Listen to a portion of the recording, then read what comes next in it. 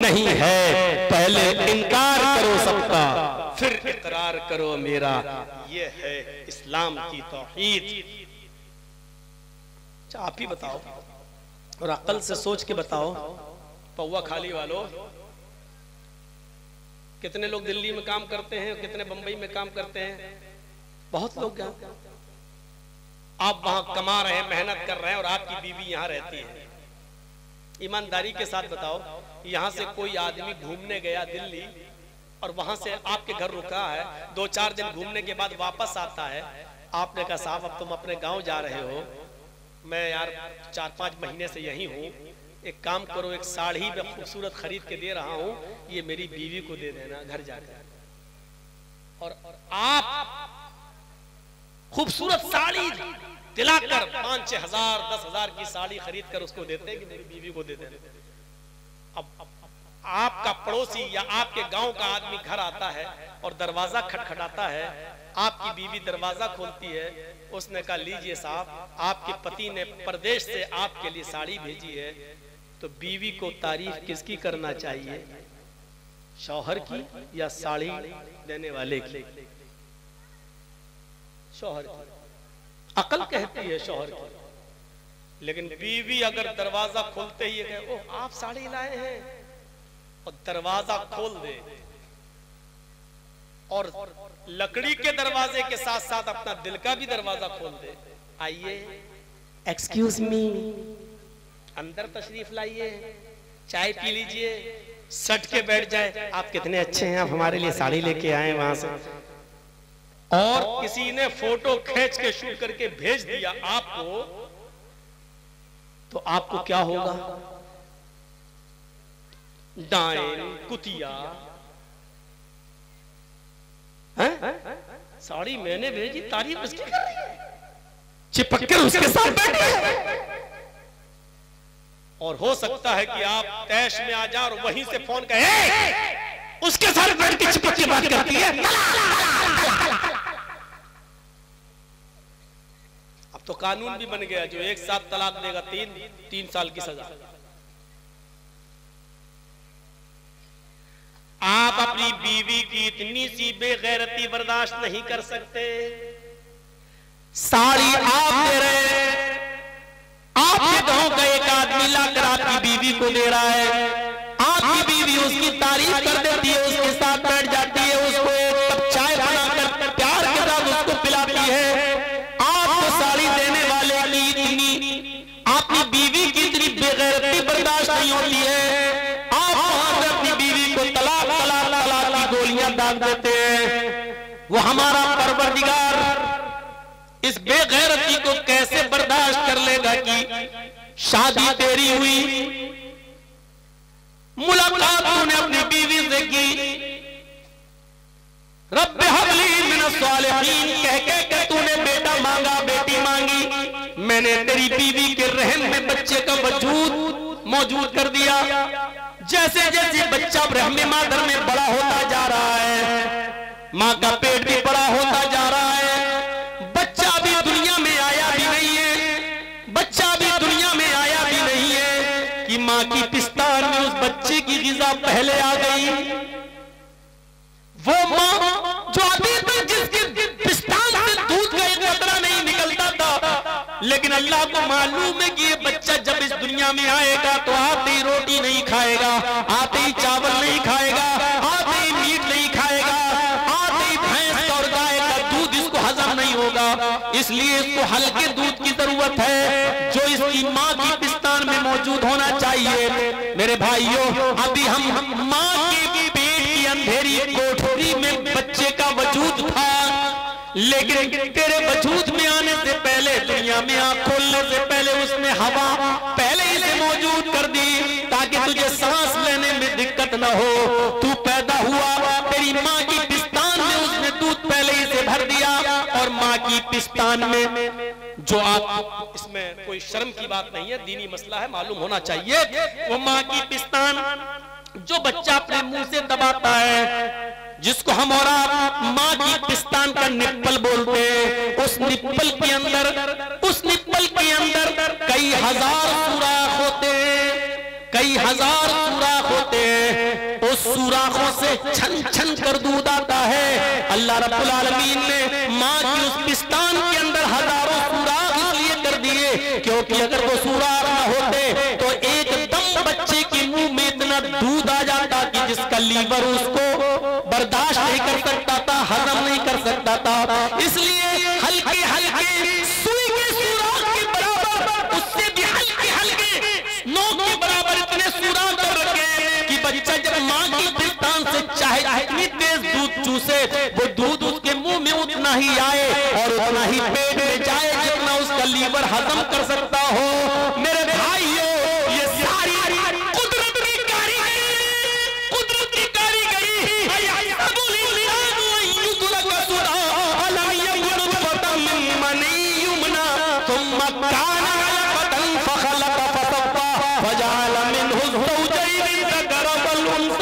तो अपने माँ के पेट के अंदर था, तेरी माँ खाना खा रही थी, अल्लाह तेरी माँ के पेट के अंदर तेरे पैर बना रहा था, तेरी माँ पानी पी रही थी, अल्लाह ताला तेरी माँ के पेट के अंदर तेरा हाथ बना रहा था, तेरी माँ चूल्हे पर चावल पका रही थी, अल्लाह तेरी माँ के पेट के अंदर तेरी आंखें बना रहा था, तेरी माँ सो रही थी, करवटें बदल रही थी और अल्लाह ताला तेरी माँ के पेट के अंदर तेरा दिल बना रहा था, तेरा हार्ट बना रहा था।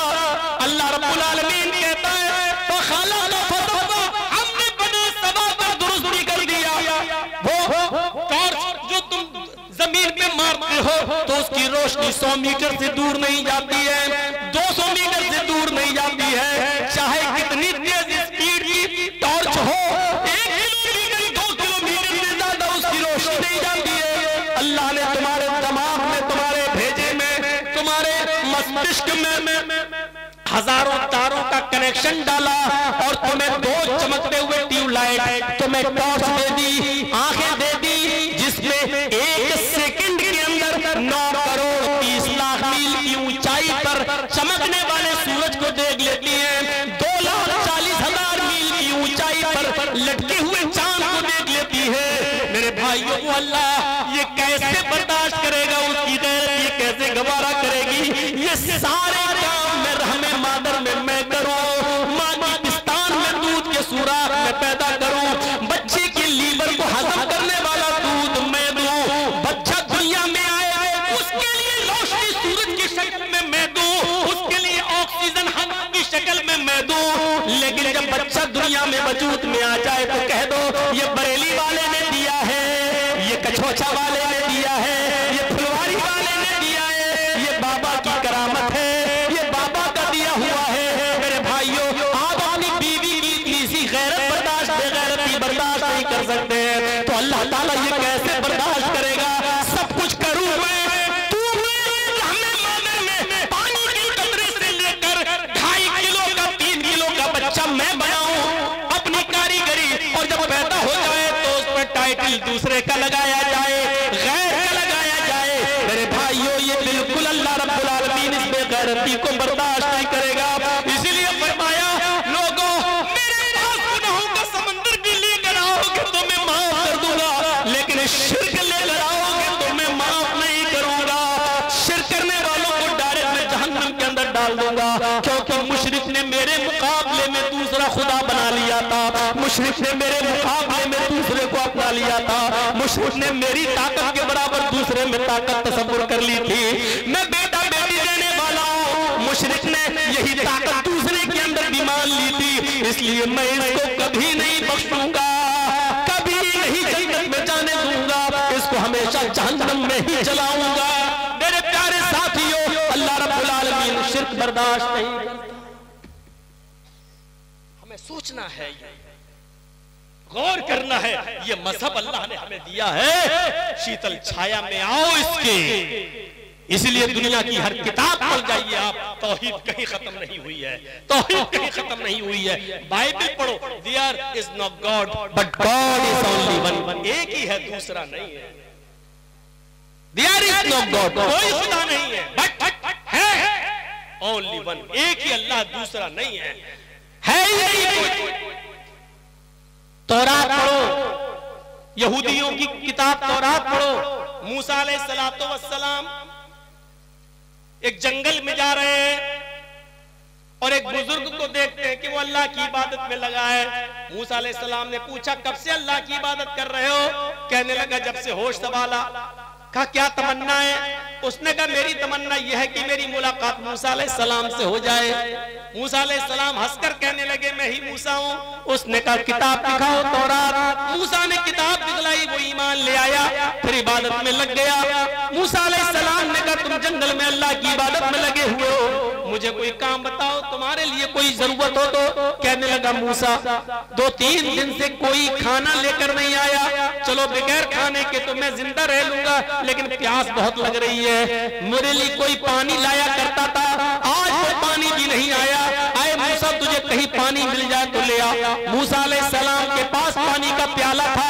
ये कुरान नहीं है, हदीस नहीं है, तौरात कह रही है। तौरात जैसे मैं वेद पढ़ता हूँ वैसे तौरात भी पढ़ के बता रहा हूँ। मूसा अलैहिस्सलाम के पास पानी का प्याला था। पानी का प्याला लेकर जंगल में ढूंढने लगे, लेकिन पानी नहीं मिला। कुआं तलाश करते, कुआं नहीं मिला। तलाश करते करते करते करते जरा शहर की आबादी के बाहर निकल गए, पानी मिल गया। पानी लेकर आते थोड़ी देर हो जाती है। उस बुजुर्ग में और मूसा के दरमियान 100 कदम का फासला रहता है। वो बुजुर्ग चीख कर कहता है, मूसा जल्दी आ, मेरी हलक सूख चुकी है, मेरा गला सूख चुका, मुझे पानी पीना है। मूसा अलैहिस्सलाम ने अपनी स्पीड बढ़ाई। उस बुजुर्ग से कहा, लो मैं पानी लेकर आ गया। उस बुजुर्ग को सहारा दिया, पानी का प्याला उसके हलक तक ले गए, उसके मुंह तक ले गए। लेकिन जैसे ही पानी का प्याला उसके होंठ तक जाता है, उस बुजुर्ग की रूह निकल जाती है, बुजुर्ग का इंतकाल हो जाता है। मूसा अलैहिस्सलाम देखते हैं, इतनी मेहनत से मैं पानी लेकर आया और पानी ये पी भी नहीं सका, होंठ तक ले गए, किसका इंतकाल हो गया। अल्लाह को ऐसा नहीं करना चाहिए। एक बंदा जिंदगी भर उसकी इबादत करता रहा, लेकिन आज उसने एक घूंट पानी पीने का भी मौका नहीं दिया अपने बंदे को। उठते हैं, पानी का गिलास उठाकर जमीन पर पटक देते हैं प्याला, और कहते हैं, अल्लाह ये तेरा न्याय, ये तेरा जजमेंट, ये तेरा इंसाफ सही नहीं है, माफ कीजिएगा। ये मैं नहीं कह रहा हूँ, तौरात के अंदर ये जुमले लिखे हुए हैं, और किसी भी जुमलों को हूबहू वैसे ही बयान कर देना ये गलत नहीं होता है। मूसा अलैहिस्सलाम के बारे में तौरात कहती है कि मूसा ने अल्लाह से कहा, ये तेरा इंसाफ समझ में नहीं आया। इस बंदे ने जिंदगी भर तेरी इबादत की, सजदा किया, रुकू किया, और आज तूने उसको 2 घूंट पानी भी नहीं पीने दिए। अरे उठा लेता, लेकिन पानी तो पी लेने देता। आवाज आती है, हाय मूसा, मैंने उस बंदे को क्यों उठाया ये तुम नहीं जानते। तुम तो आज उस जंगल में पहुंचे हो, आज से पहले उसने तो जब से होश संभाला तब से वो मेरी इबादत कर रहा है। आज तक उस जंगल में उसको खाना कौन खिलाता था? कहा अल्लाह तू। आज तक उस बंदे को पानी कौन पिलाता था? कहा अल्लाह तू। कहा आज तक उस बंदे को खिलाने पिलाने वाला मैं था, लेकिन आज मैंने अपने बंदे को इसलिए उठा लिया है कि आज 2-3 दिन से मैंने पानी उसको नहीं दिया, 2-3 दिन से खाना नहीं दिया। तो आए मूसा, जिंदगी भर में खिलाता रहा, जिंदगी भर में पिलाता रहा, खाना में देता रहा, पानी में देता रहा, लेकिन आज मेरे बंदे को जब प्यास लगी तो उसने पानी मुझसे नहीं मांगा, तुझसे मांग लिया।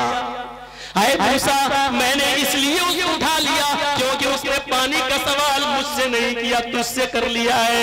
आए मूसा, मैं दुनिया वालों को ये दिखाना चाहता हूँ कि देखो मूसा जैसा एक नबी है जिसको मैंने तौरात दी है, लेकिन उसके अंदर इतनी ताकत नहीं है कि जब तक मैं न चाहूँ वो किसी को एक घूंट पानी भी पिला सके।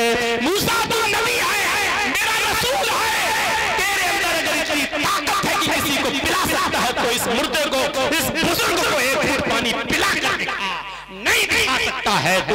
और यही मुझे दुनिया को बताना है कि नबियों में, रसूलों में भी इतनी ताकत नहीं कि वो अपनी मर्जी से एक घूंट पानी किसी को पिला सके। जब तक कि अल्लाह की मर्जी न हो, तुम भी एक गिलास पानी, एक घूंट पानी किसी को नहीं पिला सकते। ये तौरात में तौहीद का जिक्र आज भी मौजूद है। क्या कहोगे इस तौहीद के बारे में? हिंदू धर्म के बारे में तो पूछो नहीं, उसके लिए तो हम जुआ तक खेलने को तैयार हैं। डॉक्टर जाकिर नाइक भारत से मलेशिया चले गए, लेकिन जर्जीस तो यहीं रहता है। योगी को और मोदी को ललकारता भी है, जेलों में भी जाता है, जेल को ससुराल भी अब समझने लगा है। सब कुछ होने के बावजूद आज तक कोई आदमी मुझे अपने मंत्रों के बारे में ये नहीं बता सका। हाँ, इतना जरूर है कि मेरे ऊपर किसी हिंदू भाई ने आज तक केस नहीं किया है। मेरे ऊपर जितने भी केस हुए वो हमारे अपने ही लोगों ने किए हैं। हमारे ही लोगों ने भड़का कर लोगों को केस हमारे ऊपर करवाए हैं। और ये कोई नई चीज नहीं है, ये होता चला आया है। इस घर को आग लग गई घर के चिराग से। मेरे भाइयों, घर में आग बाहर की आग से नहीं लगती है, घर में कोई चिराग जलता है तभी आग लगती है। इस घर को भी आग लगी तो घर के चिराग से ही लगी। गैर मुस्लिमों के खिलाफ मैं बोला, लेकिन गैर मुस्लिमों ने उसको अपनी अच्छाई समझकर कबूल कर लिया कि बात तो सही कर रहा है। आज तक किसी पंडित ने केस नहीं किया, केस किया तो हमारे भाइयों ने किया है। कोई बात नहीं, तुम शौक से अभी भी आजाद हो, जो चाहो करो, हम भी तुम्हें अब रोकते नहीं है। इसलिए कि किसी केस में आज तक मुझे सजा नहीं सुनाई गई है। हर केस में मैं 22 बरी होकर निकला हूँ। या तो खत्म हुआ है या कोर्ट से 22 बरी होने का फैसला मेरे हक में सुनाया गया है। हाँ, इतना जरूर कहना चाहता हूँ मेरे भाइयों कि आज मैं हिंदू भाइयों से जुआ खेलने के लिए तैयार हूँ। अब आप ये मत कहना मौलाना साहब जुआ तो हराम है, क्यों? मैं इसलिए ऑफर दे रहा हूँ कि आओ रख लो, तौहीद का जितना सबूत तुम्हारी किताबों में है उतना तो हमारे यहाँ यहूदियों में और ईसाइयों में नहीं है। यहूदी और ईसाइयों में नहीं है। हालांकि तौरात का ये बहुत बड़ा सबूत है। रामचंद्र जी की पत्नी सीता का हरण होता है। हनुमान और लक्ष्मण सीता को श्रीलंका से रावण के जुल्म से छुड़ा के लाते हैं। सीता जी राम के पैर छूने के लिए झुकती हैं और आशीर्वाद लेना चाहती है, लेकिन रामचंद्र जी अपने पैर नहीं छूने देते हैं। ये वाल्मीकि रामायण है जो 2000 साल पहले लिखी गई थी। आजकल की रामायण तो ये अभी 100-200 साल पुरानी है। उसमें राम तो भगवान ही नहीं माना गया। जो वाल्मीकि जी की रामायण है, असली रामायण वो है, उसमें राम को भगवान ही नहीं माना गया और राम को भारत में पैदा भी नहीं माना गया। उसमें साफ लिखा है रामचंद्र जी ने अपनी पत्नी सीता को पैर नहीं छूने दिए, उठा लिया और सीता को ललकारते हुए कहा ये क्या पाप कर रही हो? कहा नहीं, मैं आपको प्रणाम कर रही हूँ, आपको पैर छू रही हूँ। रामचंद्र जी ने कहा राम रामाय नमः, राम रामाय सत्यम, है सीता मैं तेरा राम हूँ, लेकिन तेरे राम का राम है ऊपर वाला। है सीता मैं तेरा राम हूँ, लेकिन तेरे राम का राम तो ऊपर वाला है सीता तू अपने राम को प्रणाम मत कर, बल्कि उस राम के सामने झुक जो तेरे राम का राम है, उस राम को प्रणाम कर जो तेरे राम का राम है। यही तो कहा गया है योगी युज्जीत सततमात्मानं रहस्य स्थितः एकाकी यच्चत्ताति मन्निराशीर परिग्रह। श्रीमद् भागवत गीता अध्याय 6 मंत्र नंबर 10। योगी यूपी वाला नहीं, ये योगी नहीं है, ये ढोंगी है। फर्क समझिएगा, योगी कहा गया है, ढोंगी नहीं कहा गया। जब ढोंगी कहा जाए तो इसको समझना। योगी युज्जीत सततमात्मानं रहस्य स्थितः, जब ईश्वर की पूजा करने जाओ तो योगी बन जाओ, यानी पूरे शरीर की एक्सरसाइज, पूरे शरीर की एक्सरसाइज हो जाए, पूरे शरीर को झुका लो। पूरे शरीर की एक्सरसाइज सिर्फ नमाज में होती है, किसी इबादत में नहीं होती। आप देख लीजिए, मंदिर में जाइए, हिंदू लोग क्या करते हैं? बस पूरे शरीर की एक्सरसाइज नहीं है। अब तो ये भी नहीं हो रहा है, मोटरसाइकिल पे जा रहा है आप, सामने हनुमान जी की मूर्ति लाई, 10 किलो की खोपड़ी बढ़ गया। अब तो कोई उतरकर हाथ भी जोड़ना गवारा नहीं कर रहा है। हिंदू भाई अगर हो तो बुरा ना माने, ये रियलिटी है, ये सच्चाई है, वास्तविकता है। मोटरसाइकिल पे जा रहे हूँ, नई बीवी बैठी हुई है, हनुमान की आगे बढ़ गया, ना कोई वुजू, ना कोई हाथ पैर धोना, ना कुछ नहीं, बढ़ गया। ये रियलिटी है। मोटरसाइकिल भी नई है, उतरना भी नहीं चाह रहा, और नई है भी इसलिए कि वो भिख मंगनी है। भिख मंगनी गाड़ी समझते हो ना? अरे जो लड़की के बाप ने दामाद को इंटरनेशनल भिखारी समझ के खैरात में दी है, उसको मैं बोल रहा हूं, उस बाइक को। जितने लोगों ने अपने ससुर से जो ली है मांग मांग के, जो मोटरसाइकिल है, सब इंटरनेशनल फकीर है, इंटरनेशनल भिखारी है ये। और अब जो मांगेंगे वो और बड़े होंगे, क्योंकि जानने के बाद मांग रहे हैं। तो इंटरनेशनल भिखारी अपनी बीवी को बिठाया, जा रहा हूं, 10 किलो बढ़ गया। अब तो ये भी नहीं हो रहा, पूरे शरीर की एक्सरसाइज नमाज में होती है। देखिए अल्लाह अकबर, ये पॉजिटिव रेजिस दौड़ रहे हैं, पॉजिटिव, ये हाथ की एक्सरसाइज है। और ये देखिए, वैसे बहुत से लोग यहाँ भी नियत मानते हैं, हमें कोई एतराज नहीं। आजकल लोगों को मिलाने की बात करना चाहिए, तोड़ने की नहीं, जोड़ना, ये वक्त की जरूरत है। जो लोग यहाँ बांध रहे हैं वो बांधे, हम लोग यहाँ बांधते हैं, बांध रहे हैं। अब यहाँ जो हाथ बांधे जाते हैं तो उसमें वजन है, एक्सरसाइज है। आपने कभी तरावी पढ़ी होंगी, इमाम साहब जब देर तक किरत करते हैं, एक पारा उनको खत्म करना है 8 रकात तरावी में, तो आपको यालमुन तालमुन समझ में आएगा। बस गैरिल मग़ज़ूबि अलैहिम वलद्दालिन तक तो गाड़ी सही चलेगी। इसके बाद इमाम साहब हो जाएंगे राजधानी एक्सप्रेस। बिस्मिल्लाहिर्रहमानिर्रहीम, अलिफ लाम मीम, ज़ालिकल किताबु ला रैब फ़ीहि हुदल लिल-मुत्तक़ीन अल्लज़ीना युमिनूना बिल ग़ैब व युक़ीमूना सलाता व मिम्मा रज़क़नाहुम युनफ़िक़ून। आखिरी वाला जुमला खींचता हुआ नजर आएगा, युनफ़िक़ून, यालमून, तालमून। अब इधर नींद आ रही आदमी को, आप देखिएगा ऐसे पढ़े, एकदम ऐसे। ये जो हाथ नीचे गिरा है ये एक्सरसाइज है, इस पर वजन पड़ रहा है, ऐसे ये। और जो लोग ऐसे करके ऐसे बांध लेंगे, गर्दन तो ऐसे होगी लेकिन हाथ नहीं छूटेगा। आप करके देख लीजिए, हाथ नहीं छूटेगा। क्यों? यहाँ प्रेशर नहीं है, यहाँ एक्सरसाइज नहीं। और हिंदू धर्म में भी आप देखिएगा, मूर्ति के सामने जब कोई आदमी खड़ा होगा तो हाथ बांधेगा लेकिन सीने पर। हम लोग ऐसे रख लेते हैं, वो ऐसे रखते हैं, लेकिन रखता सीने ही पर है। ओम भूर्भुवः स्वः तत्सवितुर्वरेण्यं भर्गो देवस्य धीमहि धियो न प्रचोदयात्। ये दिल पे हाथ रखने का मकसद ये होता है कि हम दिल से क्षमा मांगने आए हैं, और जो भक्ति पूजा कर रहे हैं वो है प्रभु, हम दिल से कर रहे हैं। हम लोग भी हाथ सीने पर रखते हैं, उसका मकसद यही है, अल्हम्दुलिल्लाह रब्बिल आलमीन, अल्लाह मैं दिल से गवाही देता हूँ कि सारी तारीफ तेरे लिए है। और रहमान रहीम, अल्लाह हम दिल से गवाही देते हैं कि तू बड़ा मेहरबान निहायत रहम करने वाला है। मालिक यौमिद्दीन, हम दिल से तुझे कयामत के दिन का पूरा पूरा मालिक मानते हैं। हर चीज दिल से होती है।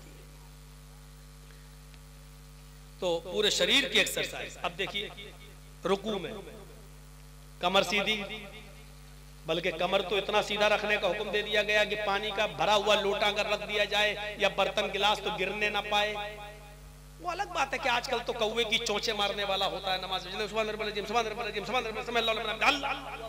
वो कौवे की चोंचे आजकल मारी जा रही है। एक बार मैं बंगाल में कहीं नमाज पढ़ने की मस्जिद में गया तो मैं वुजू बना रहा था, एक बंगाली बेचारा आदमी आया और मेरे सामने बैठ गया पास में, कहता मौलाना साहब जमात खड़ी, कितनी रकात हो गई है? हम बोले 2 रकात हो गई है। 2 रकात हो गई? अल्लाह, उसकी 2 मिल गई, हमारी वुजू बनाते हुए एक और छूट गई। अरे हमारी 3 चली गई, उसकी 2 मिल गई। जबकि वुजू बनाने बैठा था तो 2 निकल चुकी थी, 2 बाकी थी। इतनी जल्दी वुजू बना के गया कि दोनों पा गया। आजकल ये मजाक हो रहा है, मजाक। जल्दी से गया, जल्दी से एकदम गया, वुजू बना के चल।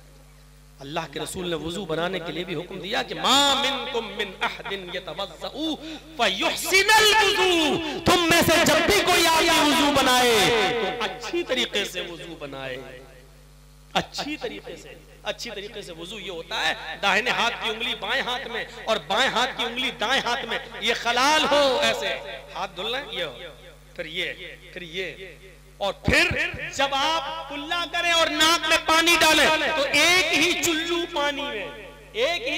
पानी में आधा मुंह में ले जाएं और आधा नाक में, ऐसे आधा मुंह में और आधा नाक में, और जिस हदीस के अंदर 3 मरतबा कुल्ला और 3 मरतबा नाक में पानी डालने का जिक्र अलग अलग आया, वो हदीस ज़ईफ है। सनद के एतबार से वो हदीस कमजोर है। जिस हदीस में एक ही चुल्लू पानी में, आधा मुंह में और आधा नाक में, और उसका तरीका ये होना चाहिए ऐसे, आधा हो गया। अब दाहिने हाथ की उंगलियों से दांत रगड़ो और बाएं हाथ का अंगूठा और ये उंगली नाक में डाल के ऐसे करो, और फिर इस अंगूठे से ये पकड़ो कस के। मैं नहीं करूंगा जोर से, नहीं तो यहीं पर असली घी निकल जाएगा। सर्दियों का दिन वैसे ही है, ऐसे पकड़िए कस के, और फिर इसको ये दबाइए ऐसे, फिर ऐसे करके ऐसे झाड़िए, और फिर दूसरा पानी लेके फिर इसी तरीके से कुल्ला करिए, नाक में पानी डालिए, फिर ऐसे करिए। ये अच्छी तरीके से वुजू में ये चीज शामिल है। मैं समझता हूं कि 95% आदमी सही वुजू नहीं बना रहा है। अल्लाह रब्बुल आलमीन हमें शरीयत के मुताबिक वुजू बनाकर नमाज पढ़ने की तौफीक अता फरमाए। तो मेरे भाइयों, बात आगे निकल गई। योगी पूरे शरीर का योग, पूरे शरीर की एक्सरसाइज हो जाए। अब देखिए रुकू में बिल्कुल पानी का बर्तन गिरना ना पाए। समय अल्लाह लिमन हमीदा, फिर अल्लाहू अकबर कहकर सजदे में जाइए। आप जब सजदे में जाएंगे तो आप जब सजदे में सर रखेंगे तो ब्लड का सर्कुलेशन पैर में नसों के द्वारा आते आते आपके हार्ट और गर्दन से होते हुए पूरा ब्लड का सर्कुलेशन आपके दिमाग में पहुंच जाएगा। वो सर और वो आपका दिमाग जो 24 घंटे में आपके खड़ा रहने की वजह से ब्लड का सर्कुलेशन जो आपके दिमाग तक दिन भर में नहीं पहुंच पाता, तो 5 वक्त की नमाजों में आपके दिमाग तक पहुंच जाता है और आपके दिमाग की सारी नसों को ताजगी बख्श देता है। डॉक्टर मोरिस बुकाय, अमेरिका का बहुत बड़ा डॉक्टर गुजरा है, उसने लिखा है कि अगर मुसलमान 5 वक्त की नमाज में वैसे सजदा कर ले जैसे किया जाता है, नबी ने बताया है, तो ऐसे आदमी को ब्रेन हेमरेज की बीमारी कभी नहीं हो सकती है, क्योंकि उसके दिमाग में खून पहुंचता रहता है सजदे की वजह से। कितनी बड़ी मेडिकल साइंस है नमाज के अंदर। अगर आप नमाज को उसके तरीके पर पढ़ना शुरू कर दें तो अल्लाह की कसम बाबा रामदेव की सिखाई हुई एक्सरसाइज की जरूरत ही नहीं पड़ेगी। बाबा रामदेव ने खुद एक जलसे में, एक अपने हिंदू महासभा में कहा था कि नमाज खुद एक एक्सरसाइज है और मुसलमान अगर इस नमाज को पढ़ ले तो ये पूरी एक एक्सरसाइज है। भाई एक ज़रूरी ऐलान ये है कि मौलाना अजीज़ुर रहमान साहब जो खतीब थे, उनका फर्जंद गायब है, इसलिए ऐलान किया जाए ताकि स्टेज के करीब आ जाए। उनका बेटा गायब है, यहीं पे गायब हुआ है। हाँ थोड़ा साफ कर दीजिए, अब बंगाली में भी करिए ताकि सब बांग्ला में भी बोलिए। मौलाना अजीजुर रहमान बुखारी साहब उनार একটা ছেলে হারিয়ে গেছে। ছেলের নাম হলো শফিউর রহমান। বক্তা মৌলানা আজিজুর রহমানের ছেলে শফিউর রহমান হারিয়ে গেছে। যদি কেউ পেয়ে থাকে কিংবা কারো জানা থাকে তো স্টেজের কাছে নিয়ে আসবেন। तो मेरे भाइयों, मैं अर्ज कर रहा था कि पूरे सर्कुलेशन दिमाग तक पहुंच जाता। कितनी बाबा रामदेव ने एक तकरीर में भाषण में यही कहा था कि नमाज बेस्ट एक्सरसाइज है, बेस्ट एक्सरसाइज। तो नमाज पढ़िए, पूरे शरीर की एक्सरसाइज नमाज के अंदर होती है। योगी सतत महात्मानम रहस्य था, एक भी वक्त की मत छोड़िए वरना धर्म से हट जाओगे। अल्लाह के नबी ने भी यही कहा कि मन तरक सलात मुतअम्मिदन फकत कफर। एक वक्त की भी जानबूझकर छोड़ दी तो मजहब पर कायम नहीं रहोगे, कुफ्र किया उसने। सोचिए, एकाकी चत्तात निराशीर परिग्रह, एक अल्लाह से मांगिए, कितना गफूर रहीम है वो। मौलाना जर्जीस साहब की यहाँ शादी है, उनके बेटे की शादी है, भाई की शादी है, लोगों को दावत दे रहे हैं लेकिन छांट छांट के दावत दी जा रही है। दुश्मन पे नजर पड़ती है, दुश्मन को दावत नहीं दी जा रही है। ये जिंदगी भर मेरा विरोध करता रहा, इसकी दावत कैसे कर दूं? हम किसी को खाना खिलाएंगे तो दोस्त को खाना खिलाएंगे, दुश्मन को अपने घर में हम घुसने भी नहीं देंगे। लेकिन थोड़ी देर के लिए तखय्युल की इशारा पर सवार होकर सोचिए, अल्हम्दुलिल्लाह रब्बिल आलमीन, हमारा परवरदिगार, हमारा रब है जो दोस्त को भी खाना खिलाता है, दुश्मन को भी दे रहा है, मोमिनों को भी खेल दे रहा है, काफिरों को भी दे रहा है। आसमान से बारिश, आसमान से बारिश। आज से तकरीबन 100-150 साल पहले इस भारत के अंदर, इस हिंदुस्तान के अंदर जब बारिश नहीं हुई थी तो साइंसदानों ने बंबई के समंदरों से भाप की शक्ल में उड़ने वाले पानी से बदलियां तैयार की थी और उन बदलियों को बंबई की सरहदों पर पानी की शक्ल में बरसाया था। आप यकीन कीजिए 15 मिनट की बारिश हुई थी। समंदर से उठने वाले लहरों से पानी की भाप से बदलियां बनाकर जब उसको बरसाया गया तो पता चला कि 15 मिनट की बारिश में भारत का, हमारे इंडिया की 25 साल की इनकम खत्म हो गई। 25 साल पीछे चला गया। 25 साल का असासा, इंडिया की 25 साल की कमाई 10-15 मिनट की बारिश में बर्बाद हो गई। 25 साल की बंबई के अंदर 15 मिनट बारिश होती है तो पूरे हिंदुस्तान की 25 साल की मेहनत, 25 साल की इनकम बर्बाद हो जाती है, इनकम खत्म हो जाती है। हमारे रब की रहमत पर जरा नजर डालो, कैसी बारिश बरसाता है, पूरे मुल्क में बरसाता है, हर खेत में बरसाता है, हिंदू के भी, मुसलमान के भी, सिख के भी, ईसाई के भी, हर जगह सरसब्ज़ो शादाब लहलाती हुई खेतियां पैदा होने लगती हैं।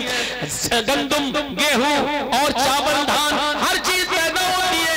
मेरे भाइयों, उस दिन की तारीख से फिर समंदर के पानी से भाप बनाकर बदलियां बनाना और उससे बारिश का काम इंडिया गवर्नमेंट ने रोक दिया, क्योंकि इंडिया की कमर टूट रही थी। 25 साल की इनकम बर्बाद हो गई थी। पूरा हिंदुस्तान 25 साल पीछे चला गया था। अब आप अंदाजा लगाएं कितना बड़ा वो गफूर रहीम है जो मूसलाधार बारिश बरसाता है। एक दिन के लिए पूरे हिंदुस्तान की लाइट अगर जला दी जाए और गवर्नमेंट उसका टैक्स न ले तो आप ईमानदारी के साथ बताइए कि एक दिन की लाइट में कितना खर्चा आ जाएगा। एक दिन की लाइट अगर जल जाए तो एक दिन की लाइट पर आप गौर करेंगे तो कितनी कमाई गवर्नमेंट मना कर दे कि हमें बिल नहीं चाहिए तो कितना नुकसान होगा उसका।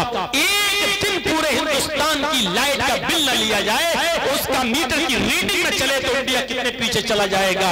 9 करोड़ 30 लाख मील की ऊंचाई पर चमकने वाला सूरज 1 करोड़ 40 लाख डिग्री सेंटीग्रेड गर्मी तो मिल रही है हमें और आपको। मेरे भाइयों, आज तक हमारे परवरदिगार ने उस पर हमसे बिल नहीं मांगा। हम एक मरतबा बिजली चलाकर एसी जब चलाते हैं अपने घर में तो देखते हैं 2500-3000 का बिल आता है एक महीने का। लेकिन अल्लाह रब्बुल आलमीन जो हवा की शक्ल में हमें रोजाना ऑक्सीजन दे रहा है जिससे हम जिंदा है, आज तक उसने अपने बंदों से टैक्स नहीं मांगा। मेरे बंदों, हमें टैक्स दो, हमने पानी दिया। मेरे बंदों, हमने हवा दी, टैक्स दो। मेरे बंदों, हमने सूरज की रोशनी से तुम्हारा गल्ला पकाया, हमें टैक्स दो। कुछ नहीं मांगा। उसने मांगा तो सिर्फ इतना मांगा कि वमा खलक़ुल जिन्ना वल इंसा इल्ला लियअबुदून। ओ मेरे बंदे, तू मस्जिद में आ जा, मेरे घर में आ जा, इन तमाम नेमतों के बदले में बस अपना माथा मेरे घर में अपनी जमीन मेरी जमीन पर रख दे, ताकि इस बात का ऐलान हो जाए कि तू मेरा गुलाम है, मैं तेरा मालिक हूँ। तू इस बात को कबूल कर ले कि अल्लाह, मैं तो तेरा गुलाम हूँ, तू मेरा मालिक है। बस तू मुझे अपना मालिक मान ले और मेरे सामने अपने गुलाम होने का इकरार कर ले, अपनी नाक जमीन पर रगड़ दे, ताकि मैं यकीन कर लूं कि मेरा बंदा मेरे सामने जलील हो गया, यानी उसने मुझे इज्जत वाला मान लिया और मेरे सामने अपने आप को जलील कर लिया। आए मेरे बंदो, तुम जितना मेरे सामने अपनी नाक रगड़ोगे, जमीन पर जितने सजदे करोगे, अल्लाह मुझे कसम है अपने इज्जत और जलाल की, मैं लोगों के सामने तुम्हें उतना ही महान बना दूंगा, मैं लोगों के नजरों में उतना ही तुम्हें इज्जतदार बना दूंगा। जितना तुम मेरे सामने जलील होकर अपनी नाक रगड़ोगे, मैं लोगों के सामने तुम्हें उतना ही बाइज्जत कर दूंगा। देख लीजिए, 5 वक्त का नमाजी और जितना बड़ा तहज्जुद गुजार होगा, लोग उसकी कितनी इज्जत करते हैं। आइए साहब, मौलाना हमारे बेटे के लिए दुआ कर दीजिए। आप तहज्जुद पढ़ते हैं, आप लोगों की नजरों में बाइज्जत बना दिया। क्यों? क्योंकि हमने अल्लाह के सामने अपने आप को जलील किया है। और जो बंदा अपने आप को अल्लाह के सामने जलील करना सीख ले, अल्लाह उसको कभी लोगों के सामने जलील नहीं। यही इस्लाम है। आज नक्शे देखिए, एक मंदिर मुझे पूरे हिंदुस्तान में बता दीजिए कि जहां हरिजन, शूद्र और ब्राह्मण एक ही साथ पूजा किए हो। पूरे भारत में एक मंदिर बता दो, एक मंदिर नहीं है। ब्राह्मणों के मंदिर में शूद्र नहीं जा सकता, शूद्र के मंदिर में ब्राह्मण नहीं जा सकता। धोखे से अगर ब्राह्मणों के मंदिर में शूद्र चला गया तो फिर उस मंदिर को गंगा के पवित्र जल से धोया जाएगा, क्योंकि शूद्र के आने से वो मंदिर पवित्र हो गया, नापाक हो गया। यहाँ तसव्वुर करो, मौलवी जर्जीस बाद में नमाज पढ़ने के लिए गया, अजान की आवाज आती है, हय्या अलस सलाह। गांव का एक आदमी है, वो बेचारा रिक्शा चलाता है, टैक्सी चलाता है, ई रिक्शा चलाता है, बैटरी वाला रिक्शा। शाम तक मेहनत करके 100-200 रुपए कमाकर अपने बीवी बच्चों को खिलाता है।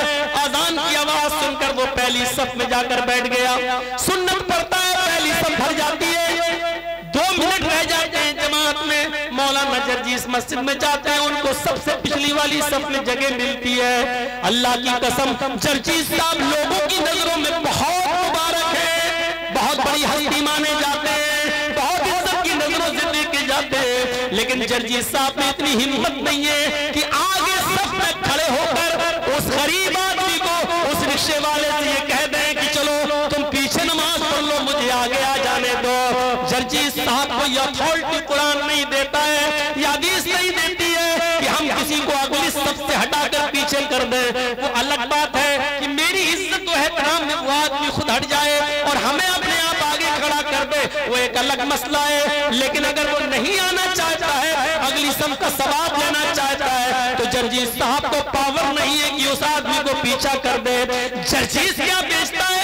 सऊदिया की सरजमीन पर अजान की आवाज आए, एक गरीब आदमी सऊदी में रिक्शा चलाने वाला आदमी पहली सफ में जाकर बैठ जाता है, इमाम हरम के पीछे नमाज पढ़ेंगे, 1 रकात का सवाब 1 लाख रकात के बराबर है, और पहली सफ का सवाब तो और ज्यादा है। लेकिन अब सऊदिया का बादशाह आता है, उसको पहली सफ में जगह नहीं मिलती है। अल्लाह की कसम, सऊदी के बादशाह को भी ये पावर हासिल नहीं है कि अगली सफ से उस गरीब, उस टैक्सी ड्राइवर को, उस रिक्शा चालक को आगे की सफ से हटाकर पीछे खड़ा करके खुद आगे बढ़ जाए। सुनो, आए सऊदिया के बादशाह, ये तुम्हारे बाप का घर नहीं है जहां तुम अपनी मनमानी चलाओ। ये गरीब बंदा मेरा है और मेरे घर में आया है, मेरे घर से उसको अगली सफ से दूर करने का पावर मैं तुम्हें नहीं देता। अपने घर में न घुसने दो, अपनी बिल्डिंग में न घुसने दो, सड़क चौराहे पर उसको अलग थलग कर दो, वहां तुम मालिक हो। लेकिन ये मेरे घर में आया है, खाने खुदा में आया है, खाने काबा में आया है, मेरे घर में आया है, गरीब है तो क्या हुआ है, मेरी इबादत के लिए आया है। अरे सऊदी के बादशाह, तुझे ये पावर नहीं है कि उसको अगली सफ से हटाकर पीछे खड़ा कर दे। एक ही सफ में खड़े हो गए महमूद आया, न कोई बंदा रहा न कोई बंदा नवाज। ये मेरे भाइयों, ये इस्लाम बराबरी का हक देता है। अमीर और गरीबी के फर्क को अगर कोई मिटाता है तो इस्लाम मिटाता है। अमीर और गरीब के घमंड को अगर कोई दूर करता है तो इस्लाम दूर करता है। मेरे भाइयों, इस्लाम ने साफ कह दिया, ला कुल्लुकुम बनी आदम व आदम मिन तुराब, तुम सब आदम की औलाद हो, आदम मिट्टी से पैदा हुए थे, तुम सब मिट्टी से पैदा हुए हो। और ला फज़्ल लिअरबिय्यिन अला अजमी, किसी अरब के रहने वाले को गैर अरब पर कोई फौकियत नहीं है, किसी गैर अरब के रहने वाले को अरब के रहने वाले पर कोई फौकियत नहीं है, किसी गोरे को काले पर कोई दर्जा नहीं है, किसी काले को गोरे पर कोई दर्जा नहीं है, सब बराबर है। अल्लाह के नबी सल्लल्लाहु अलैहि वसल्लम जब मेराज से वापस आए तो मस्जिद के अंदर खड़े होकर आप चीख चीख कर कह रहे थे, ऐनल बिलाल, ऐन बिलाल, ऐन बिलाल, बिलाल कहाँ है? और बिलाल हाथ उठाकर कहते लब्बैक सादिक, अल्लाह के नबी मैं यहाँ हूँ, मैं यहाँ हूँ। आपने कहा बिलाल, मुझे अल्लाह ने जन्नत दिखाई, मैंने जन्नत में जूतों की आवाज सुनी, मैंने जिब्रील से पूछा ये जूतों की आवाज जन्नत में किसकी है? यहाँ तो कोई चल नहीं रहा है। जिब्रील ने बताया ये तुम्हारे सहाबी है बिलाल, ये बिलाल के जूतों की आवाज है, वो तुम्हें सुनाई दे रही है। यानी अल्लाह ताला तुम्हें ये बतला रहा है कि मैं बिलाल को जन्नत देकर रहूंगा, मैंने बिलाल को जन्नत में दाखिल कर दिया। ऐ बिलाल, अल्लाह ने मुझे जन्नत में तुम्हें जन्नती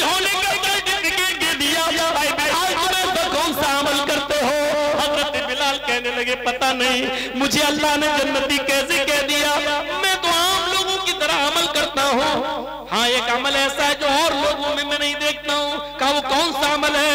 फरमाया कि मेरा वुजू जब भी टूटता है, जब भी मैं बेवुजू होता हूँ, जब भी पेशाब और पायखाना करके आता हूँ, मैं बेवुजू होता हूँ, फौरन वुजू बना लेता हूँ और वुजू बनाने के बाद मैं 2 रकात तहियतुल वुजू जरूर पढ़ता हूँ। मैं कभी बेवुजू नहीं रहता हूँ, वुजू बनाने के बाद तहियतुल वुजू मैं जरूर पढ़ता हूँ जितनी अल्लाह मुझे तौफीक देता है। आवाज आती है मोहम्मद रसूलुल्लाह की तरफ से, आए बिलाल यही वो नेक अमल है जिसने तुम्हें जन्नती बना दिया जो और लोग नहीं करते। ये अल्लाह ताला ने तुम्हें जन्नती बना दिया है। इतना कहना था बिलाल की ज़बान से जुमले निकले थे कि मैं बेवुजू कभी नहीं रहता। वो बिलाल जिससे लड़कियां निकाह करने के लिए तैयार नहीं थी, कि जिनके होंठ मोटे मोटे थे, हबशी थे, काले कलूटे थे, जिसके पास निकाह का पैगाम भेजते थे, लड़की उनसे निकाह करने का इनकार कर दिया करती थी।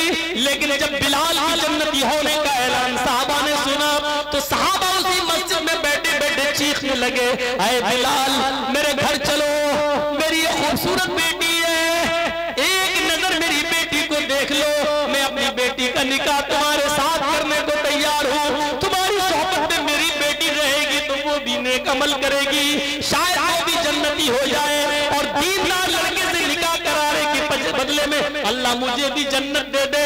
आए बिलाल चलो चलो मेरे घर चलो और एक नजर मेरी बेटी को देख लो। उधर से दूसरे सहाबी कहते हैं, आए बिलाल पहले उन्होंने कह दिया है उनकी बेटी देख लो, अगर पसंद आ जाए तो ठीक, अगर ना आए तो मेरे घर आ जाना, मेरे पास की चांद का एक टुकड़ा है, मेरे पास की एक बेटी है, उसको देख लो, एक नजर मैं भी अपनी बेटी का निकाह तुम्हारे साथ करने को तैयार हूँ। हमारा समाज अपनी बेटियों के लिए कौन से लड़के तलाश कर रहा है? हमारा समाज अपने बेटों के लिए, अपनी बेटियों के लिए कौन से दामाद ढूंढ रहा है, कौन से लड़के तलाश कर रहा है? और सहाबा कैसे कैसे दामाद ढूंढा करते थे। जलसों से इबरत हासिल करो और सीखो, सीखो, ये इस्लामी मसावात है। आज मंदिर में चले जाइए आप, किसी भी मंदिर में आप देख लीजिएगा, आज तक हरिजन ब्राह्मण के मंदिर में नहीं जा सकते। जिस धर्म के अंदर ये लिखा हो ब्रह्मा ने अपने मुंह से ब्राह्मण को पैदा किया, हाथों से छत्री को पैदा किया, रान से वेश को पैदा किया और पैरों के तलवे से शूद्र को पैदा किया। मेरे भाइयों, जो धर्म ये शिक्षा देता हो कि पैरों से पैदा होने वाला शूद्र है, जिसको ब्रह्मा ने अपने पैरों से पैदा किया हो, उसमें शूद्र को इज्जत कहाँ मिल जाएगी? जिस धर्म में साफ लिखा हो ब्राह्मण अगर किसी शूद्र की लड़की पर नजर डाल दे और पसंद आ जाए तो शूद्र को चाहिए कि अपनी लड़की लाकर ब्राह्मण को दे दे। लेकिन अगर ब्राह्मण की लड़की किसी शूद्र को पसंद आ जाए और वो ब्राह्मण की लड़की पर गलत नजर डाल दे तो राजा को चाहिए कि शूद्र जिसने अपनी आंखों से ब्राह्मण की लड़की को देखा है उसकी दोनों आंखों में तांबा पिघला कर डाल दे, तेजाब पिघला के डाल के उसको अंधा कर दे। ये लिखा हुआ है। ब्राह्मण किसी गरीब की लड़की को देख ले शूद्र की तो शूद्र को चाहिए कि अपनी लड़की ब्राह्मण को दे दे, मौज करे, मस्ती करे। लेकिन शूद्र अगर किसी ब्राह्मण की लड़की को देख ले तो राजा को यानी उस इलाके के बादशाह को चाहिए कि उस शूद्र को पकड़ के उसकी दोनों आंखें फोड़ दे। ब्राह्मण वेद पढ़ सकता है बस, अगर शूद्र वेद को पढ़ ले तो उसकी जबान काट डालो, वेद छू ले तो हाथ काट डालो। अगर ब्राह्मण वेद पढ़ रहा है और शूद्र उसको सुन ले तो उसके कान में शीशा पिघला के डाल के उसको बहरा कर दो। ये शिक्षा हो जिस धर्म की मेरे भाइयों, वहां कहां पढ़ाई लिखाई आएगी, कहां इल्म का समंदर बहेगा। यहाँ कुरान, यहाँ अल्लाह के नबी को देखिए फरमा रहे खैरुकुम मन तअल्लमल कुरान व अल्लमा, सबसे बेहतर लोग हैं जो कुरान को सीखते और सिखाते हैं। यहाँ अल्लाह के नबी फरमाते हैं तलबुल इल्म फरीदतुन अला कुल्ली मुस्लिम, हर मुसलमान पर इल्म का हासिल करना फर्ज है। ये नहीं कहा खान इल्म हासिल करे, अंसारी नहीं, अंसारी करे, राजपूत नहीं, तेली नहीं, शेरशाहबादी करे सुरजापुरी नहीं, सुरजापुरी करे शेरशाहबादी नहीं, ये नहीं कहा, बल्कि क्या कहा, हर मुसलमान पर फर्ज है कि वो इल्म दीन हासिल करे। यहाँ ब्राह्मण को पढ़ने का हक है, शूद्र को नहीं। शूद्र अगर पढ़ ले तो जबान काट डालो, सुन ले तो कानों को बहरा कर दे, छू ले तो हाथ काट डालो। ये हाल है हमारे। तो अल्लाह ताला शिर्क बर्दाश्त नहीं करता है। दूसरी चीज, इस्लाम कभी मिट नहीं सकता है। तीसरी चीज, कुरान को कोई मिटा नहीं सकता है, चाहे कितनी ताकतें आ जाएं। और चौथी चीज, इस्लाम मसावात का दर्स देता है। यहाँ अमीर और गरीब दोनों को बराबर का हक हासिल है। अगर अमीर जुर्म करता है तो उसको भी सजा मिलेगी, गरीब करता है तो उसको भी मिलेगी। और इसकी जीती जागती तस्वीर है बनो वो कबीले, एक औरत जो लड़की थी फातिमा नाम की, फातिमा नाम की, और वो पकड़ के जब लाई गई, कहा अल्लाह के रसूल इसने चोरी की है, चोरी। अल्लाह के रसूल ने पूछा कितनी मिकदार को पहुंच रही थी, उसको एक बारे में फरमाया कि इसके हाथ काट डालो, क्योंकि इसने इतनी चोरी की कि हाथ काटना बनता है।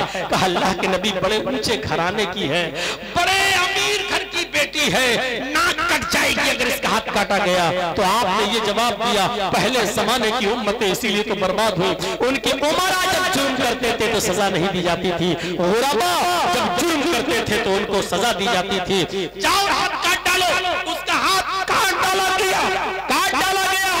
जब उस मखसूमिया औरत का हाथ काटा गया, कबीला बनु मखसूम की उस लड़की का हाथ, बहुत मजाक उड़ाया गया। सहाबा भी कहने लगे अल्लाह के नबी सुना नहीं जा रहा है, लोग इतना मजाक उड़ा रहे हैं कि देखो मोहम्मद बड़े बड़े अमीर घराने की बेटियों का भी हाथ करवा देता है।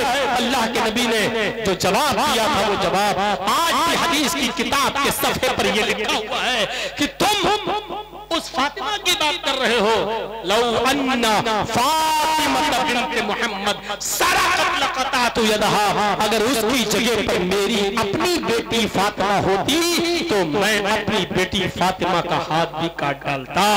अमीर और गरीबी नहीं देखी जाएगी इस्लाम के अंदर। जुर्म जुर्म है, वो कोई भी करे, इबादत इबादत है, वो जो करेगा उसको सवाब मिलेगा। जिस तरह कुरान नहीं मिट सकता, जिस तरह इस्लाम नहीं मिट सकता, उसी तरह जनाब मोहम्मद रसूलुल्लाह आखिरी नबी की हैसियत से दुनिया में आए थे और क़यामत तक के लिए वही नबी रहेंगे। इसको भी चीख चीख कर तुम्हारी किताब कहती है डंके की चोट पर। 16 मरतबा ऋग्वेद में एक मंत्र आया है, 16 मरतबा मरुद्रगनागहि प्रत्यत्यम चारुं धर्म गोपी थाए पुरहु यसे मरुद्रगनागहि। मरु मनुष्य, अग्नि आग, मिट्टी और आग से पैदा होने वाली मखलूक। प्रत्यत्यम चारुं धर्म गोपी थाए पुरहु यसे, है मिट्टी और है आग से पैदा होने वाली सृष्टि। मिट्टी से पैदा होने वाला इंसान और आग से पैदा होने वाला जिन। तो गोया के है इंसान और है जिन्ना, तो तुम ईश्वर की किन किन कृपाओं का उल्लंघन करोगे, किन किन नेमतों का इनकार करोगे। देखा जाए तो गोया कि ये तर्जुमा है फबअय्यालाइ रब्बिकुमा तुकज़्ज़िबान का। हाय इंसानों, हाय जिन्नातों, तुम अपने रब की कौन कौन सी नेमतों को ठुकराओगे, कौन कौन सी नेमतों को झुठलाओगे। ये तर्जुमा है। प्रत्यत्यम चारों धर्म को पिथाए पर हुई से मरुद्रगनागहि। हाय मनुष्य और हाय आग से पैदा होने वाली सृष्टि मखलूक, यानी हाय इंसानों, हाय जिन्नातों, तुम अपने ईश्वर की किन किन कृपाओं का इनकार करोगे, उसको झुटलाओगे, उसको नहीं मानोगे। ये जुमला कितनी बार आया है ऋग्वेद में? 16 बार, यजुर्वेद में 4 बार, यजुर्वेद में 10 बार और सामवेद में 4 बार। जोड़ते जाइए कितना हुआ? 16 ऋग्वेद में और यजुर्वेद में 10 बार, 16 और 10 26 और 4 बार सामवेद में 30 और 1 बार अथर्ववेद में। तो ऋग्वेद, यजुर्वेद, सामवेद, सब चारों वेदों को मिलाकर कितना हो गया? 31। इसके बाद लिखा हुआ है यही मंत्र 31 बार जिस किताब के अंदर आएगा वो किताब अंतिम पुस्तक होगी, वही किताब सत्य होगी और वही किताब आखिरी किताब होगी, वो ईश्वर की तरफ से नाजिल की हुई किताब होगी। ये एक बार मंत्र अथर्ववेद के बाद ये लिखा हुआ है कि जिसमें 31 बार ये मंत्र मिल जाए उसी किताब को तुम आकाशी ग्रंथ मान लेना। आइए ये 31 बार का जुमला देखिए, सूरह रहमान पढ़िए, एक एक करके गिनिए तो 31 बार ये जुमला सूरह रहमान के अंदर आया है। फबिअय्यि आलाइ रब्बिकुमा तुकज़्ज़िबान। फिर एक आयत पढ़िए, फबिअय्यि आलाइ रब्बिकुमा तुकज़्ज़िबान। जब आप गिनती गिनेंगे तो पूरी सूरत के अंदर ये जुमले 31 बार आए हैं। और हिंदू धर्म की किताब कह रही है जिस किताब में 31 बार ये मंत्र आएगा, ये आयत आएगी, वो आखिरी किताब होगी और वो आसमानी किताब होगी, वो सच्ची किताब होगी। मेरे भाइयों, इस मंत्र ने क्लियर कर दिया हिंदू धर्म की इस किताब में कि कुरान ही आखिरी किताब है और ये क़यामत तक के लोगों के लिए राह हिदायत बनकर आई है और हिदायत की वाज़ेह निशानियां इस कुरान के अंदर मौजूद हैं। मेरे भाइयों, और इस मंत्र को पढ़ने वाला आखिरी नबी होगा, उसके बारे में भी कह दिया गया, वेदाहा में पुरुष से महानी मादित्य वरुण तपस प्रस्ताद यन्याया। वेदाहा में पुरुष अहमद नाम का एक पुरुष आएगा, वेद अहमद पुरुष, अहमद नाम का एक आदमी आएगा, पुरुष इंसान होगा, महानी मादित्य बहुत बड़ा महान पुरुष होगा, उसके बराबर कोई दूसरा नहीं होगा। महानी मादित्य वरुण तपसा, ईश्वर का अल्लाह का बहुत ही ज्यादा नाम लेने वाला होगा। तपसा, बहुत ही ज्यादा नाम लेगा, तपस्या करेगा, अल्लाह का नाम हर वक्त लेगा, ईश्वर का नाम। आप गौर करके देख लें, अल्लाह का नाम अल्लाह के नबी ने हर वक्त लिया। सुबह सोकर उठ रहे हैं तो अल्हम्दुलिल्लाहिल्लज़ी अहयाना बादा मा मातना व इलैहि नुशूर, अल्लाह का नाम। वुजू बनाने के लिए बैठे तो बिस्मिल्लाह, अल्लाह का नाम। वुजू बनाकर फारिग हुए तो अशहदु अल्ला इलाहा इल्लल्लाह, अल्लाह का नाम। मस्जिद के लिए कदम रखते हैं, अल्लाहुम्मा इफ्तह ली अब्वाब, अल्लाह का नाम। नमाज पढ़ने के लिए खड़े हो रहे हैं तो अल्लाहु अकबर, अल्लाह का नाम। सलाम फेर रहे हैं तो अस्सलामु अलैकुम व रहमतुल्लाह, अल्लाह का नाम। जब तक मस्जिद में बैठकर वजीफे दुआ पढ़ रहे हैं तो अल्लाह का नाम। मस्जिद से निकल रहे हैं तो अल्लाहुम्मा इन्नी अस्अलुका, अल्लाह का नाम। घर में दाखिल हो रहे हैं तो अस्सलामु अलैकुम व रहमतुल्लाह, अल्लाह का नाम। खाना खाने बैठते हैं तो बिस्मिल्लाह, अल्लाह का नाम। खाना खा के फारिग होते हैं तो अल्हम्दुलिल्लाह, अल्लाह का नाम। छींक आती है तो कहते हैं अल्हम्दुलिल्लाह, अल्लाह का नाम। सामने वाला छींक कर अल्हम्दुलिल्लाह कहता है तो उसके जवाब में यरहमुकल्लाह कहते हैं, अल्लाह का नाम। मेरे भाइयों, कपड़ा पहनते हैं तो अल्लाह का नाम। छत पे या पहाड़ पे चढ़ते हैं तो अल्लाहु अकबर, अल्लाह का नाम। ऊंची जगह से नीचे उतरते हैं तो अल्लाह का नाम। मेरे भाइयों, अगर सर में दर्द या बुखार आ जाता है तो अल्लाहुम्मा शफी अंत शाफी ला शिफा इल्ला शिफाउका शिफाअन ला युगादिरु सकमन, ये दुआ पढ़ते हैं तो अल्लाह का नाम। यहाँ तक कि खाना, यहाँ तक कि पेशाब और पैखाना करने जा रहे हैं, लैट्रीन के लिए जाते हैं तो अल्लाहुम्मा इन्नी अऊज़ु बिका मिनल खुब्ज़ वल खबाइस, उधर भी अल्लाह का नाम।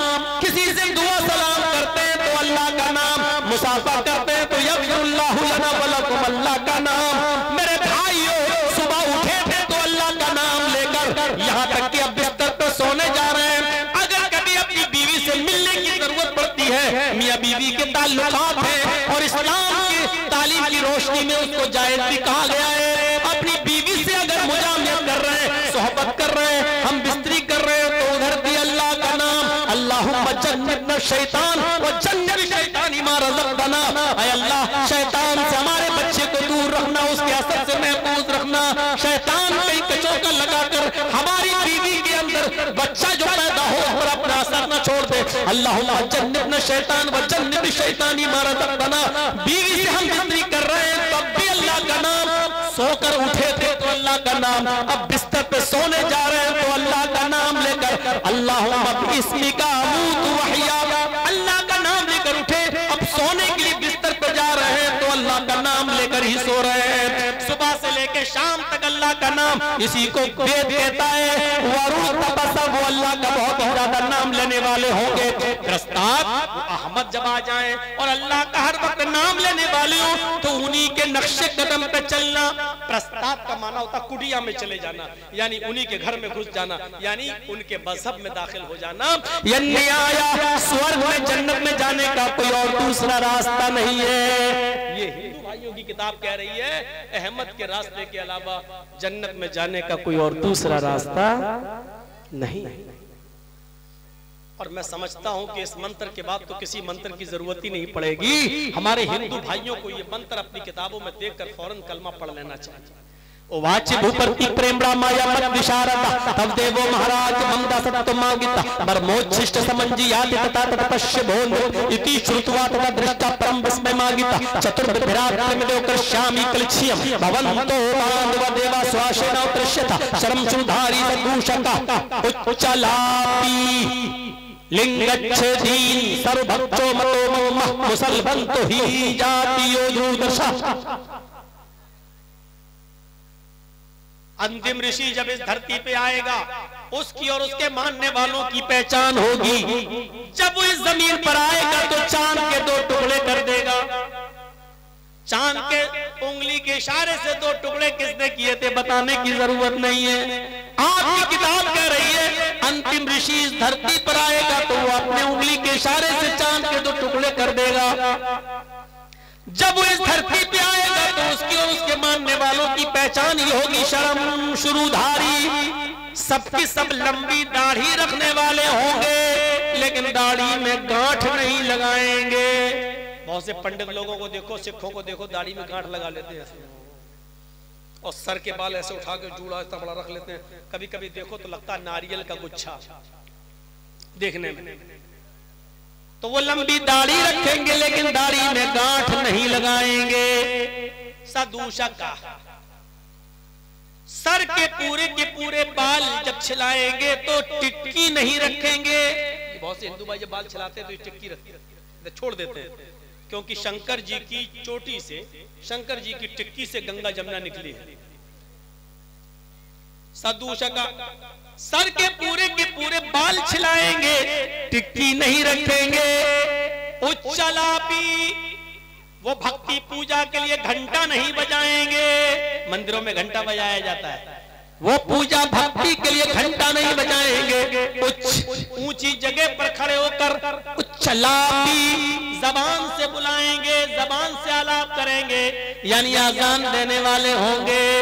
उच्चलापी ऊंची जगह पर खड़े होकर वो लोगों को आजान की आवाज देंगे, अपनी जबान से बुलाएंगे और आजान भी क्या देंगे, आवाज भी क्या देंगे। अस्मल्लाह इल्लल्लाह मित्रवरुणो इल्लल्लाह इल्लल्लाह इल्लल्ले मित्रवरुणो इल्लल्ले इल्लल्लाह मुहम्मद रसूल रब्बरस से अस्मल्लाह इल्लल्ले मित्रवरुणो इल्लल्ले इल्लल्लाह।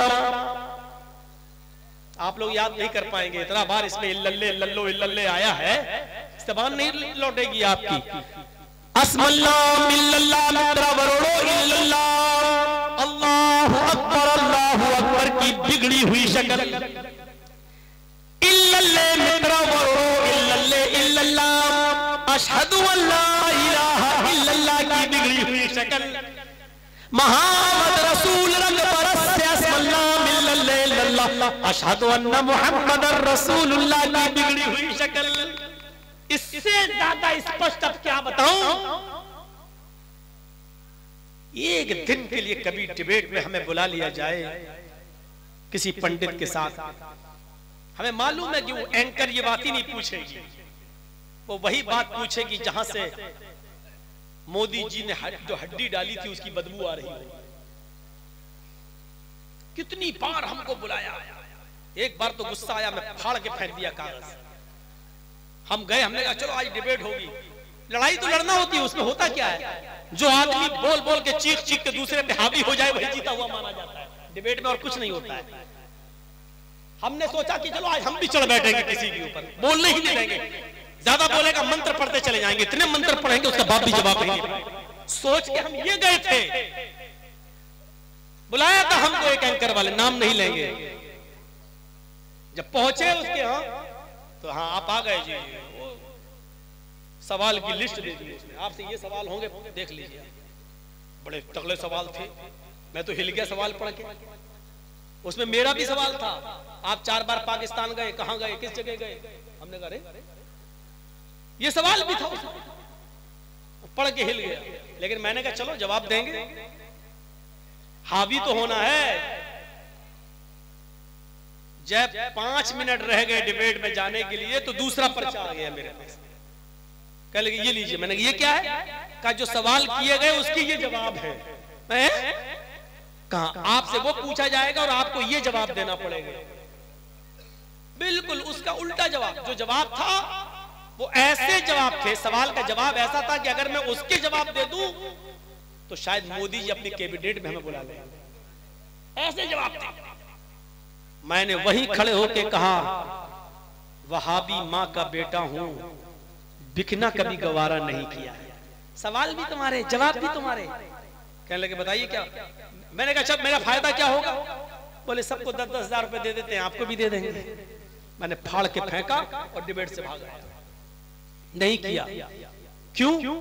जिन तकरीरों के जरिए हमने अपना एक मकाम बनाया और मोदी के फेवर में हम जवाब देकर पूरे हिंदुस्तान के मुसलमानों की नजर से उतर जाएं, हम अपने लिए अपनी कब्र खोद लें, ये मेरी हिम्मत को, मेरे ज़मीर को गवारा नहीं हुआ। मैंने फाड़ के फेंका और कहा कि जो मौलवी आते हैं डिबेट में उन्हीं से करवा लो, मौलवी जर्जी से नहीं। जितने मुल्ला मौलवी डिबेट में आ रहे हैं मुसलमानों की तरफ से, अल्लाह की कसम सब बिके हुए, सबको 10-10 हजार मिलता है, सब बिके। वो जवाब दे सकते हैं लेकिन नहीं देंगे, इस हिसाब से डाउन हो जाते हैं। कोई खतरनाक सवाल वहां चढ़ बैठने की जरूरत है, लेकिन वहां वो जवाब नहीं, खामोश हो जाते हैं। ऐसा बहता बोलना शुरू कर देते हैं, पता चल जाता है कि हार गया। सामने वाला पात्रा नाम उसका नहीं लूंगा, उससे पहले वाला, हमें बस उसी को हाईलाइट करना है। और आप खुद देख लीजिए समाजवादी पार्टी के आदमी से कौन सा सवाल होता है और संबित पात्रा से सवाल कौन सा होता है। सवाल आपको बता देंगे कि एंकर जो सवाल कर रही है, कर रहा है, तो दिल में क्या है। मजाक हो रहा है आजकल, मजाक। मैंने कभी मीडिया की हकीकत बताई थी कि मीडिया की हकीकत यह है कि अगर समंदर में या पानी में कोई आदमी डूब रहा हो और चिल्ला रहा हो बचाओ बचाओ, और पत्रकार या मीडिया वाले वहां पहुंच जाएं तो डूबेंगे, आदमी डूब रहा है, उसको बचाएंगे नहीं कि उसको बचाएं, कैमरा में फेंक के उसको बचाएंगे नहीं, बल्कि उसके मुंह में माइक घुसेड़ के पूछेंगे इस वक्त तुम्हें कैसा लग रहा है, अंदर जाते हुए कैसा महसूस हो रहा है, समंदर में कितनी मछलियां तुम्हारा स्वागत कर रही हैं। ये मीडिया की हकीकत है। आज किस मीडिया की, उसको बचाएंगे नहीं। इस वक्त देश को बचाने नहीं है मीडिया, इस वक्त देश को बेचने में चौकीदार की मदद कर रही है, चौकीदार की मदद कर रही है। तो शर्मशुरधारी लंबी दाढ़ी रखेंगे, दाढ़ी में गांठ नहीं लगाएंगे, साधु शंका चोटी नहीं रखेंगे, सर के बाल चलाएंगे और चला भी ऊंचे स्वर में आलाप करेंगे, अर्थात अजान देंगे, घंटा नहीं बजाएंगे। लिंग अच्छे दीन, मोहम्मद के मानने वाले, मोहम्मद और मोहम्मद के मानने वाले, अंतिम ऋषि के मानने वाले, सबके सब खतना कराने वाले होंगे। लिंग अच्छे दीन, खतना कराने वाले होंगे। सर्वभक्षो मतोमम, और मांस भी खाएंगे और सब्जी भी, सर्वभक्त सब कुछ खाने वाले होंगे। मांसाहारी भी होंगे, शाकाहारी भी होंगे, गोश्त भी खाएंगे, सब्जी भी खाएंगे, लेकिन हर जानवर नहीं खाएंगे, शुद्ध और हलाल जानवर खाएंगे। बिना बिना कौल बिना मंत्र के उनके यहाँ कोई जानवर हलाल नहीं होगा। वो जिस जानवर को ज़िबा करेंगे उस पर बिस्मिल्लाह अल्लाहु अकबर पढ़ेंगे, मंत्र पढ़कर जानवर को हलाल करेंगे। इतनी खूबियां उनके अंदर पाई जाएंगी। और इन मानने वालों को मुसलमान तो ही जातियों, उनको मुसलमान के नाम से जाना जाएगा। ये भी मनुस्मृति में लिखा है, ये भी भविष्य पुराण में लिखा है, मुसलमान तो ही जातियों, उनको मुसलमान के नाम से याद किया जाएगा, मुसलमान कहा जा रहा होगा।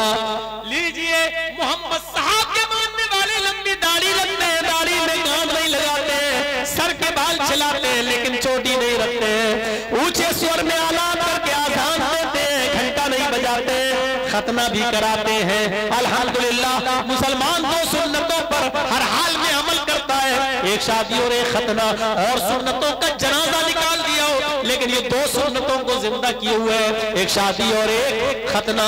इन दोनों सुन्नतों पर आज तक हर मुसलमान का अमल है, तो वो खतना भी करा रहा है और सब कुछ खाता भी है, सब्जी भी खा रहा है और गोश्त भी खा रहा है, और अल्हम्दुलिल्लाह हर जानवर में ये खाता है, हलाल जानवर खाता है, और हर जानवर को मंत्र यानी बिस्मिल्लाह अल्लाहु अकबर पढ़कर ये हलाल करता है। जिस पर अल्लाह का नाम न लिया जाए उस जानवर को खाना वो हराम समझता है।